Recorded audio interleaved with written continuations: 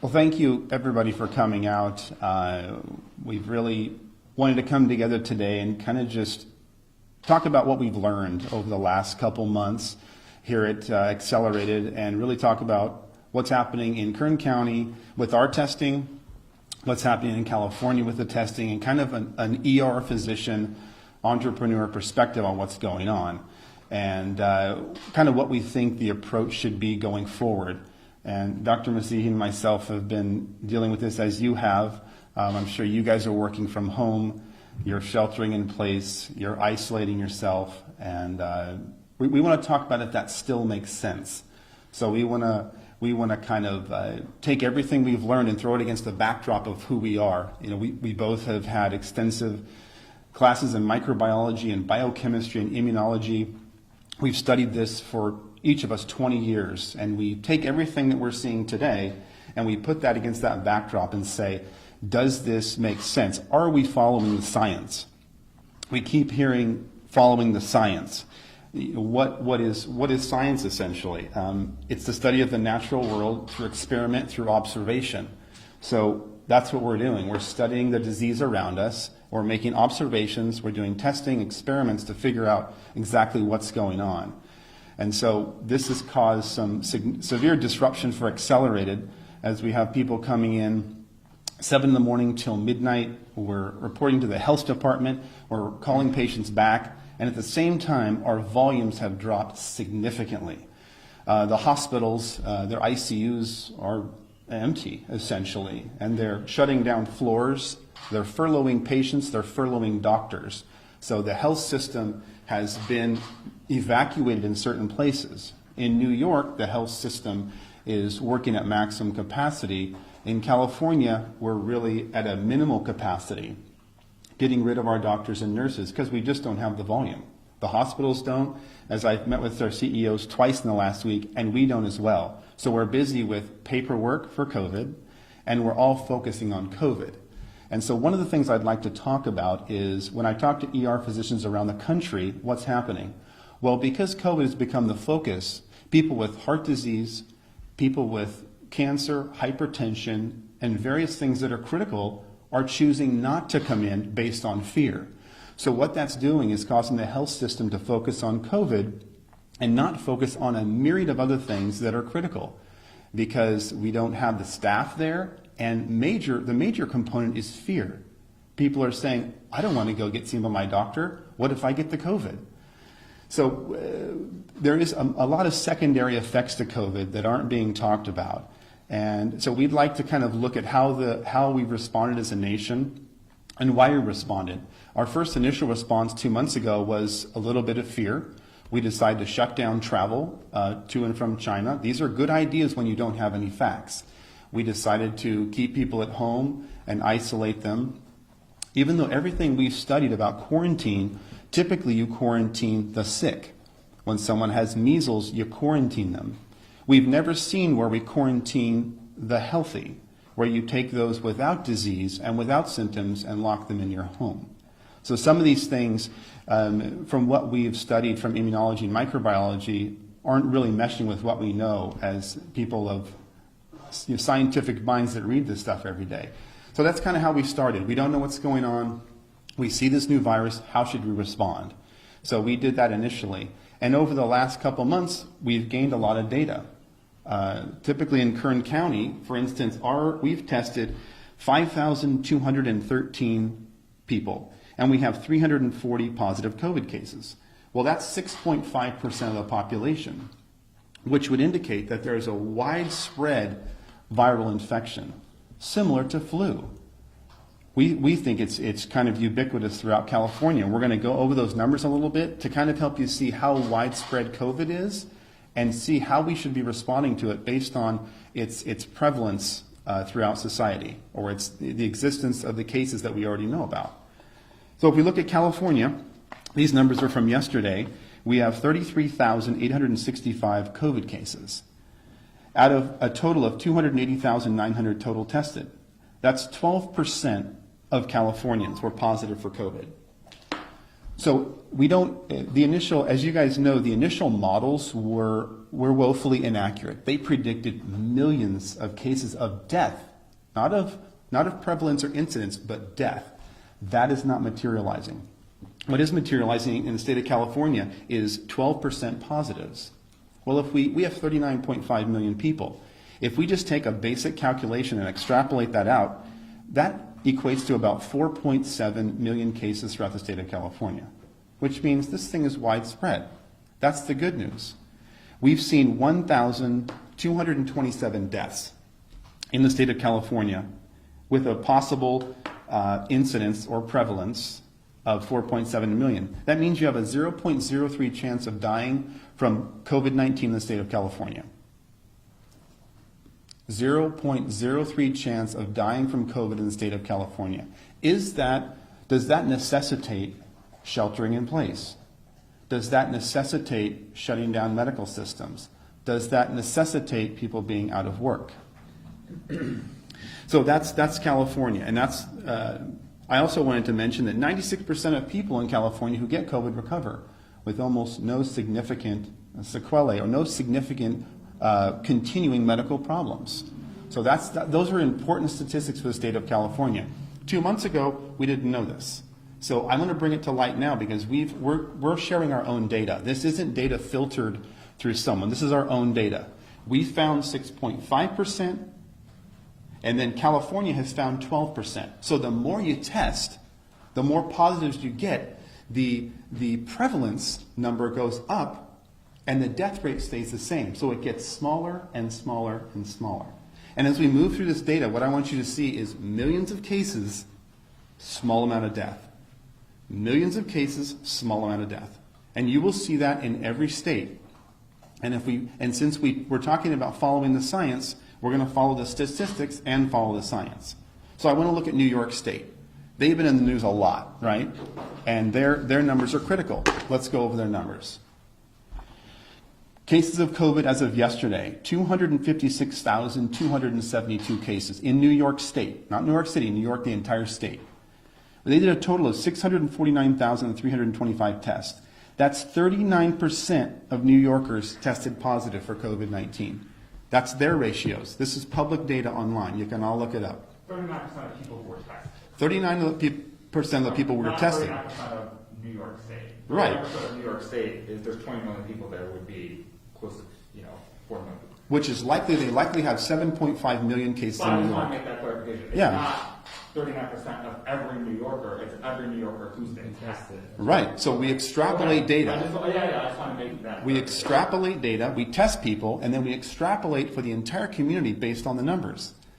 The initial models were so inaccurate, they're not even... But in those initial models, a lot of them were based off if we did no social distancing. Right. Is that correct? So is it really fair to say, obviously they're not as bad as they were because those were based on alternative scenarios? And some of them were based on social distancing and still predicted hundreds of thousands of deaths, which has been inaccurate. So in New York, the ones they tested, they found 39% positive. So if that's indicative, and they tested 649,000 people, that's a massive test. That's accurate data, 39%. So if they tested the whole state, would we indeed have 7.5 million cases?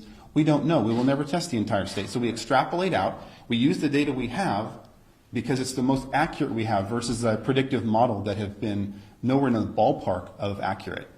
So how many deaths do they have? 19,410 out of 19 million people, which is a 0.1% chance of dying from COVID in the state of New York. And they have a 92% recovery rate. If you are indeed diagnosed with COVID-19, 92% of you will recover. So we're seeing millions of cases, small amount of death. Millions of cases, small amount of death. And the reason I'm making that point is because we're going to compare this to flu and say, is this significantly different from influenza A and B? And if not, why has our response been what it is? USA, this is a big one for us. 802,590 cases as of yesterday. We've tested over 4 million. If you guys have studied globally what's happening, that's double what any other country. Germany's at 2. I realize their populations are lower, But the fact that we were able to ramp up and do 4 million is pretty impressive, which gives us a 19.6% positive out of those who were tested for COVID-19. So if this is a typical extrapolation, 328 million people times 19.6 is 64 million. That's a significant amount of people with COVID. It's similar to the flu. If you study the numbers in 2017 and 2018, we had 50 to 60 million with the flu. And we had a similar death rate. The deaths in the United States were 43,545, similar to the flu of 2017, 2018. We always have between 37 and 60,000 deaths in the United States every single year. No pandemic talk, no shelter in place, no shutting down of businesses, no sending doctors home. That's from the flu, by the way, just to clarify. Yeah. 37,000 and 60,000 flu deaths 37 Every year, 60,000. per the CDC. Due to flu. Okay. In the United States. Some years, it's even as low as 20,000 some year. In 2017, 2018, it was 45 to 50,000, depending on who you read. And we don't necessarily report all of our flu tests. We do thousands of flu tests every year. We don't report every one because the flu is ubiquitous. And to that note, we have a flu vaccine. How many people even get the flu vaccine? The flu is dangerous. It kills people. So just because you have a vaccine doesn't mean it's going to be everywhere. And it doesn't mean everyone's going to take it, because we see every year that we have a vaccine, and I would say probably 50% of the public doesn't even want it. So just because you have a vaccine, unless you force it on the public, doesn't mean they're going to take it. I want to compare the U.S. to Spain, because Spain is number 2 in the race for the most cases, which is not a race we want to win. They had 204,178 cases in Spain, 930,000 total tests. So we did 4 million, they did 930,000. They had a 22% of all COVID tests were positive in Spain. 22% of those tested were positive in Spain. Spain has 47 million people.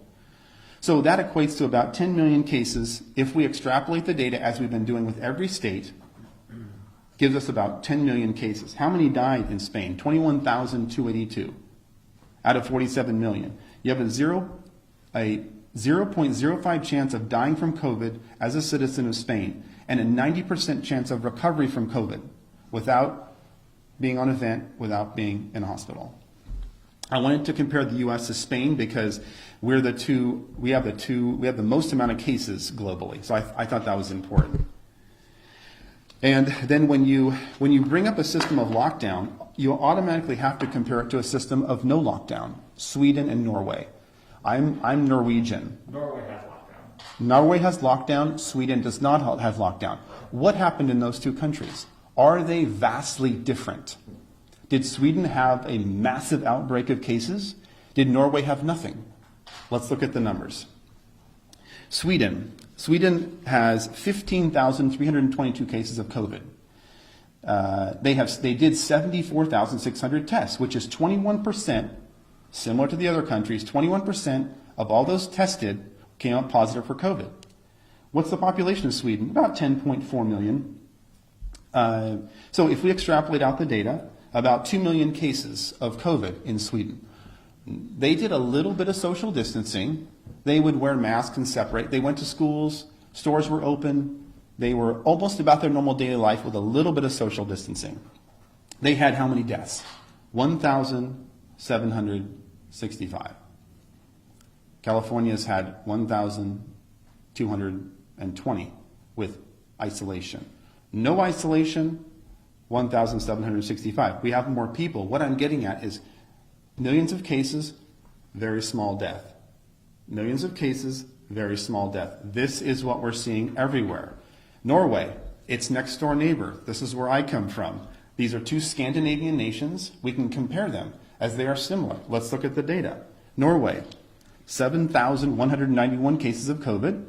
Total COVID tests, 145,279. So they came up with 4.9% of all COVID tests were positive in Norway. Population in Norway, 5.4 million. So if we extrapolate the data as we've been doing, which is the best we can do at this point, they have about 1.3 million cases. Now their deaths as a total number were 182, fairly small, but statistically insignificant from 1,700, you realize. Millions of cases, small amount of deaths. 1,700, 100, these are statistically insignificant. So you have a 0.003 chance of death as a citizen of Norway and a 97% recovery. Their numbers are a little bit better. Does it necessitate shutdown, loss of jobs, destruction of the oil company, furloughing doctors? That's the question I have for you. And I think the answer is going to be increasingly clear as we move through this data. The next thing I wanted to talk about is the effects of COVID-19, the secondary effects. COVID-19 is one aspect of our health sector. What has it caused to have us be involved in social isolation? What has it caused that we are seeing the community respond to? Child molestation is increasing at a severe rate. We could go over multiple cases of children who have been molested due to angry family members who are intoxicated, who are home, who have no paycheck. These things last a lifetime. This isn't about a seasonal flu. These are things that will follow these people and affect them in a negative fashion for their life. And these are secondary effects from COVID. And these are from me talking to ERs, talking to my doctors, and talking to people across the country and finding out what they're seeing. Spousal abuse. We see people coming in here with black eyes and cuts on their face. It's an obvious abuse case. These are things that will affect them for a lifetime, not for a season. Alcoholism, anxiety, depression, suicide. I talked to Donnie Youngblood and various people in the community, and I've asked them, how are things going? Suicide is spiking. Education has dropped off. Economic collapse. Medical industry, we're all suffering because our staff isn't here and we have no volume. These are all real things that I'm seeing every day. I don't read about this stuff. I'm seeing it in my clinics. We have clinics from Fresno to San Diego, and these things are spiking in our community. These things will affect people for a lifetime, not for a season. So let's make sure we're clear on that. So we've gone over the secondary effects. We've gone over the statistics. Now I want to compare flu virus. Is this significantly different? And I just got a little bit of data here. So deaths, per the CDC, 24,000 to 62,000 deaths each year.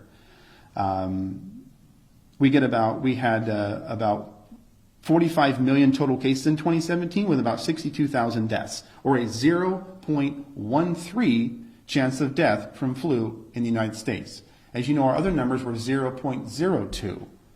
So the lethality of COVID-19 is much less. Now you've got hotbeds of it in New York, but again, we went over the numbers, 0.1% chance of death.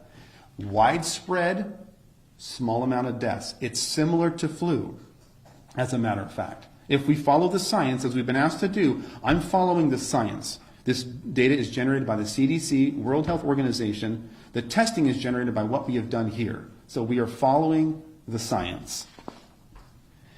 Now I want to talk about the immune system. Dr. Massihi used to teach for immunology. We both had years of microbiology, biochemistry, and virology studies. We've made it our life's work to understand this stuff. And here, I'd like to go over some basic things about how the immune system functions so people have a good understanding. The immune system is built by exposure to antigens, viruses, bacteria. When you're a little child crawling on the ground, putting stuff in your mouth, viruses and bacteria come in, you form an antigen-antibody complex, you form IgG, IgM. This is how your immune system is built. You don't take a small child, put them in bubble wrap in a room and say, go have a healthy immune system. This is immunology, microbiology 101. This is not something, this is the basis of what we've known for years. What I'm seeing is when you take human beings and you say, go into your house, clean all your counters, Lysol them down, you're going to kill 99% of viruses and bacteria, wear a mask, don't go outside. What does that do to our immune system? Our immune system is used to touching. We share bacteria, staphylococcal, streptococcal bacteria, viruses. We develop an immune response daily to this stuff. When you take that away from me, my immune system drops. As I shelter in place, my immune system drops. You keep me there for months, it drops more. And now I'm at home, hand washing vigorously, washing the counters, worried about things that are indeed what I need to survive. Let's follow the science. This is immunology, folks. This is microbiology. This is what we've combined together. We have 40 years of experience in this. This is common sense immunology. So quarantining and social distancing is worse for us, you're saying? It decreases your immune system.